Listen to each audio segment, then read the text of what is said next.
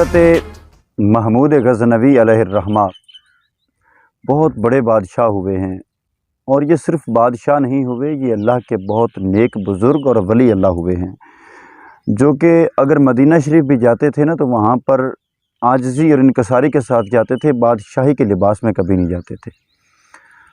یہ آپ کے ایک الگ موضوع ہے، یہ میں آپ کو دوبارہ کبھی سناؤں گا۔ تو بڑی خوبصورت بات آپ کی مجھے یاد آئی ہوئی ہے جو آپ کے سامنے پیش کر رہا ہوں کہ بادشاہ کے دربار میں نا، محمود غزنوی کے دربار میں ایک انسان تھا جو صرف ہر روز محمود غزنوی کو ہنسایا کرتا تھا۔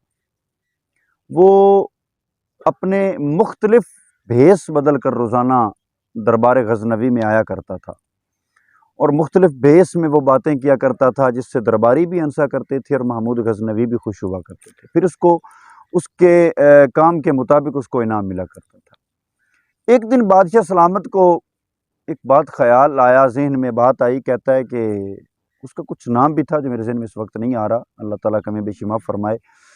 تو اس نے اس نقلیں کرنے والوں کو نا جو ہنساتا تھا بادشاہ سلامت کو، کہا کہ آج کے بعد تم میرے سامنے ایک ایسے بھیس میں آؤ کہ میں تمہیں پہچان نہ سکوں، ایسے بھیس میں آؤ کہ میں تمہیں پہچان نہ سکوں، پھر آپ کو بہت بڑا انعام دوں گا۔ اب وہ جو نقلیں کرنے والا شخص تھا اس نے کہا جی اگر میں پہچانا گیا تو؟ بادشاہ نے کہا پھر آپ کو سزا ملے گی۔ تو اس نے کہا اگر میں نہ پہچانا گیا تو بادشاہ نے کہا آپ کو بہت بڑا انعام ملے گا، جو مانگو گے آپ کو انعام دیا جائے گا، بادشاہی خزانے میں سے آپ کو ملے گا۔ اس نے کہا جی بادشاہ سلامت مجھے منظور ہے، اگر میں نہ پہچانا گیا تو آپ انعام دو گے، اور اگر میں پہچانا گیا تو کیا ہوگا کہ آپ مجھے سزا دے دینا، مجھے منظور ہے۔ تو یہ سارے دربار والوں کے سامنے یہ بات طے ہوگی۔ اب ہوتا کیا ہے، وہ گھر چلا گیا، ساری رات سوچتا رہا کہ اگلے دن نا وکیل بن کے جاتا ہوں۔ سوچا نہیں وہ مجھے پہچان لے گا، پولیس والا بن کے جائے گا، یعنی کہ اس نے کئی بھیس ذہن کے اندر سوچے کہ کسی بھی بھیس میں جاؤں تاکہ وہ مجھے پہچان نہ سکے۔ حضرات میرے ساتھ رہنا، اینڈ پر بہت خوبصورت نقطہ آپ کے سامنے میں نے پیش کرنا ہے کہ یہ میں آپ کو صرف کہانی نہیں سنا رہا، آپ کو پتہ ہے اللہ کے ولیوں کی بارگاہ میں کچھ بھی ہو رہا ہوتا ہے اس کے پیچھے کوئی نہ کوئی راز ہوتا ہے۔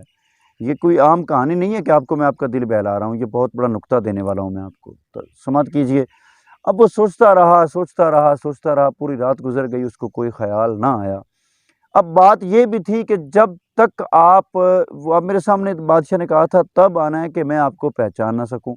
اب عرصہ اور مدت تو فکس ہوئی نہیں تھی کہ صبح ہی آنا ہے آپ نے، اس کو یہ فائدہ ہو گیا نقلیں کرنے والے کو۔ تو وہ اگلے دن اٹھا اور اپنا گھر بار چھوڑ دیا اور وہ علاقہ بھی چھوڑ دیا، کہیں دور جنگل میں چلا گیا۔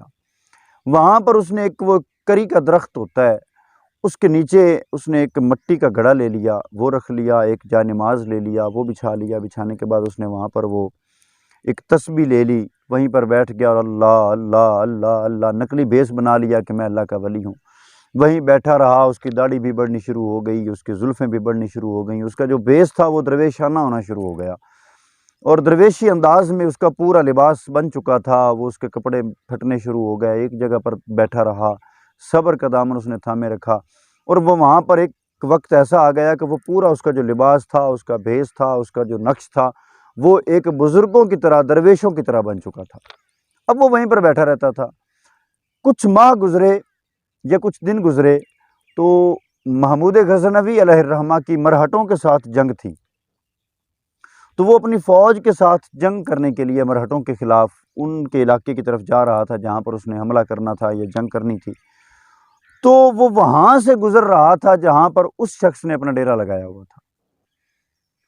بادشاہ سلامت چونکہ خود بھی نیک بزرگ انسان تھے اور اللہ والوں پر ان کا بڑا ایمان تھا، تو اس نے دیکھا کہ ایک بادشاہ بزرگ بیٹھا ہوا، ایک بزرگ بیٹھا ہے اور وہ مطلب اپنے رب کی یاد میں اپنی تسبیح کر رہا ہے۔ تو بادشاہ نے اپنے سپاہیوں سے، اپنی فوج سے کہا کبھی اپنے گھوڑے روک لو، ہم پہلے اس اللہ کے ولی کے پاس جاتے ہیں، اس سے دعا لیتے ہیں تاکہ ہم جنگ میں کامیاب ہو جائیں، پھر ہم آگے جائیں گے۔ اترا اور پاس آیا۔ اب بادشاہ کو نہیں پتا کہ یہ وہی شخص ہے جس کو میں نے اس کے ذمہ کچھ کام لگایا ہوا ہے اور یہ بتایا ہوا ہے کہ آپ میرے سامنے آؤ گے تو میں آپ کو پہچان نہ پاؤں۔ بادشاہ بڑے ادب و احترام کے ساتھ سامنے گیا اور عرض کی کہ میں جنگ کرنے جا رہا ہوں، میرے لیے دعا فرمائیے کہ اللہ پاک مجھے کامیابی عطا فرمائے۔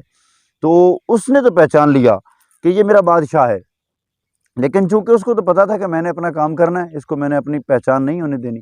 اس نے بڑی خوبصورت دعا کی اور وہ دعا کر کے اس کو روانہ کر دیا کہ جی آپ کامیاب ہو گئے۔ وہی ہوا، وہ اللہ کی طرف سے کامیابی تھی محمود غزنوی کو۔ وہ آگے گئے، مرہٹوں سے جنگ کی اور محمود غزنوی کامیاب ہوا، جنگ میں فتح حاصل کی، واپس آئے۔ راستے میں اس محمود غزنوی علیہ الرحمہ نے سوچ لیا کہ میں اسی اللہ کے والے کے پاس جاؤں گا اور کچھ نذرانہ پیش کروں گا اور مبارکباد بھی پیش کروں گا کہ آپ کی دعا اللہ پاک نے قبول فرمائی۔ اب وہ بادشاہ جب آیا نا تو اس نے جوتے اتار دیے اور بڑا عاجزی و انکساری کے ساتھ وہ کچھ اشرفیاں لیں اور اس کے سامنے بڑے ادب کے ساتھ رکھیں کہ یہ اشرفیاں ہیں تو قبول فرمائیے جی، اللہ پاک نے مجھے جنگ میں فتح نصیب فرمائی ہے۔ تو اب اس کو تو پتہ تھا کہ میں ولی اللہ نہیں ہوں، یہ فتح تو رب کی طرف سے آئی تھی ان کی۔ تو اس نے کیا کیا کہ اس نے اس کو نا اشرفیوں کو لات مار دی اور اس کو بڑا جھڑکا بادشاہ کو کہ خبردار، ہم لوگ دنیا دار نہیں ہیں، ہمیں دنیا کی دولت نہیں چاہیے، ہم صرف اللہ والے ہیں۔ بادشاہ سلامت ڈر گئے کہ شاید مجھ سے کوئی گستاخی ہوگی، وہ ہاتھ باندھ کے معافیاں مانگنے لگ گئے۔ آخر کار وہ جو نقلیہ تھا، نقلیں کرنے والا تھا، اس نے بادشاہ کو کہا کہ بادشاہ سلامت آپ نے مجھے پہچانا ہے؟ اس نے کہا جی نہیں پہچانا۔ تو اس نے یاد کروایا کہ کبھی کسی شخص کو آپ نے کہا تھا اپنے دربار میں کہ میرے سامنے تب آنا کہ میں آپ کو پہچان نہ سکوں۔ وہ جا کر بادشاہ کو یاد آیا، او تم وہی ہو؟ کہتا جی میں وہی ہوں۔ تو وہ اب آپ کو جو بات بتانے جا رہا ہوں کہ اس شخص نے پتہ نہیں کتنے بھیس سوچے، ہر بھیس میں اس کو ڈر تھا کہ میں پکڑا جاؤں گا۔ آخرکار اس نے اللہ والا بننے کا بھیس سوچا کہ میں اگر محفوظ رہ سکتا ہوں کہ اپنے رب کی جو ہے وہ اپنے رب کا پردہ اپنے اوپر لے لوں تو شاید میں بچ سکوں اور مجھے سزا بھی نہ ہو اور میں اپنا انعام بھی پا سکوں۔ تو ناظرین، اگر ایک شخص ایک نقل کرتے ہوئے رب کا بھیس بدل لیتا ہے اور اللہ پاک اس کے بھیس کا حیا کرتا ہے، اللہ پاک اس کے بھیس کا پردہ رکھتا ہے، تو اگر ہم انسان اصل میں اس رب کی پردے میں آ جائیں، اصل میں اپنی حقیقت پہچان لے، اس رب کی طرف پلٹنا شروع ہو جائیں، تو کیا وہ رب ہمیں ہماری لاج نہیں رکھے گا؟ ایک نقل کرنے والے کے وہ لاج رکھ سکتا ہے تو ہماری لاج کیوں نہیں رکھ سکتا؟ یہ بات سوچنا ضرور، یہی وہ نقطہ تھا جو میں آپ کے سامنے پیش کرنا چاہتا تھا۔ اسی نقطے پر غور کرنا ہے اور اگر سمجھ آئے تو اس پر عمل بھی کرنا ہے۔ میری بات پسند آئی ہو اس کو آگے شیئر بھی کرنا ہے، اصلاح کے لیے، دوسرے لوگوں کی اصلاح کے لیے ہمارے چینل کو سبسکرائب بھی کرنا ہے تاکہ ہر روز آنے والی اس طرح کی خوبصورت بات آپ کے سامنے، ایک نیا نقطہ آپ کے سامنے پیش ہوتا رہے۔ اپنا اور اپنے آس پڑوس کا خیال رکھیے گا۔ ہمیں اجازت دیجیے، اللہ حافظ۔